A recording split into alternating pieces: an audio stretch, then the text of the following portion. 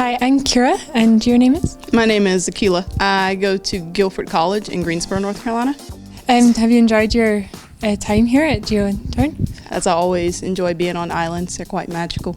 And can you tell us about your project here while you're in GeoTenerife in Tenerife? Here I was in the crater of Teide doing CO2 degassing, collecting gas samples and injecting them into machines in the lab to monitor the CO2 flux. It's just the basic monitoring to be aware, but not to my knowledge, there's nothing to be super alert of.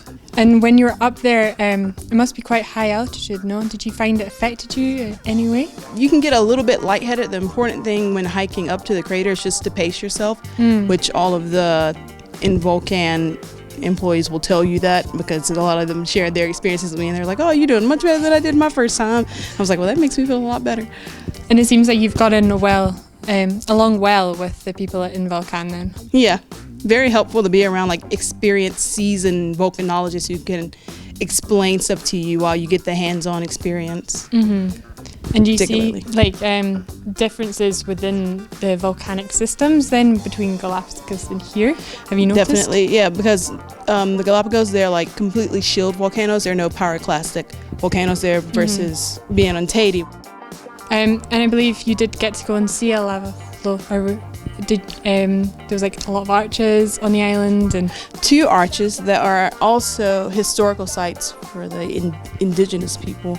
And I actually found a few pieces of obsidian, which is really cool because when I came here, I was like, I really want to find like some fresh glass, volcanic glass in the field. And I was very happy that I found a few small pieces because they use them for tools and stuff. Is that any chance you're interested in Game of Thrones or perhaps Lord of the Rings? I took a class called The Anthropology of Colonialism, and they talked about how the Aztecs used obsidian for their weapons, and they were so sharp that you can chop a horse's head off in one swing. Gosh. Which is brutal, but still very interesting. What about something that really stood out then in your time here? Black sand. Beautiful. Yeah, black sand beaches.